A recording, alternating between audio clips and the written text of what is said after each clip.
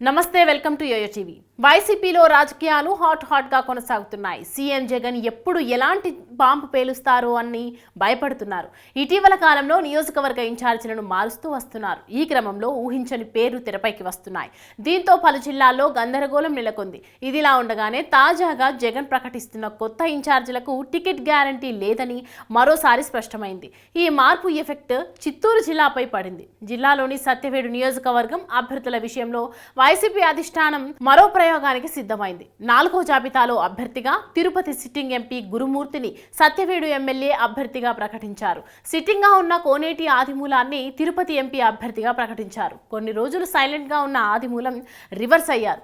ఏకంగా సీనియర్ మంత్రి పెద్దిరెడ్డిపై నిప్పులు చెరిగారు. ఆయన పెత్తనం వల్లే నియోజకవర్గ అభివృద్ధి కుంటుపడిందంటూ తీవ్ర స్థాయిలో విరుచుకుపడ్డారు. సత్యవేడు నియోజకవర్గంలో మొత్తం అక్రమ వ్యవహారాలన్నీ పెద్దిరెడ్డి అనుచరులే చేస్తున్నారని విమర్శలు గుప్పించారు. దీంతో వైసీపీలో ఒక్కసారిగా కలకలం రేగింది.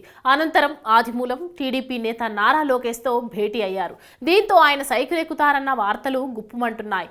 ఇదే సమయంలో సత్యవేడు అభ్యర్థిగా మరికొత్త వ్యక్తిని రంగంలోకి దించింది వైసీపీ అధిష్టానం. 5వ జాబితాలో ఆ స్థానం నుంచి నూకతోటి రాజేష్ పేరు ప్రకటించింది. రాజేష్ మాజీ మంత్రి కుతూహలమ్మ సోదరి కుమారుడు.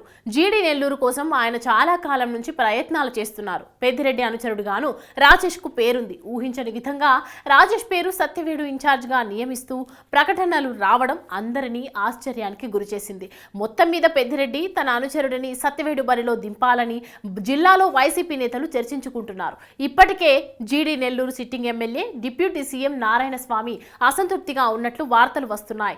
ఆయనను చిత్తూరు ఎంపీ అభ్యర్థిగా నిర్ణయిస్తూ 4వ జాబితాలో ప్రకటించారు. అధిష్టానం నిర్ణయంపై నారాయణ స్వామి అసంతృప్తిగానే ఉన్నారని జిల్లా స్థాయి నేతలు చెప్పుకుంటున్నారు.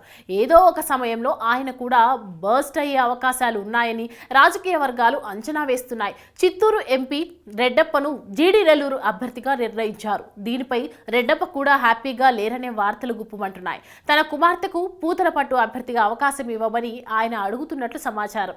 ఇప్పటికే పూతలపట్టు అభ్యర్థిగా మాజీ ఎమ్మెల్యే డాక్టర్ సునీల్ పేరు అధిష్టానం ప్రకటించింది.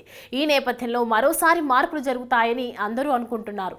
మొత్తం మీద చిత్తూరు జిల్లాలోని ఎస్సీ రిజర్వ్డ్ సీట్లు ఎంపికపై వైసీపీ నాయకత్వం చేస్తున్న ప్రయోగాలు ఆయనకు విజయాన్ని ఎంతవరకు చేరుస్తాయో చూడాలి.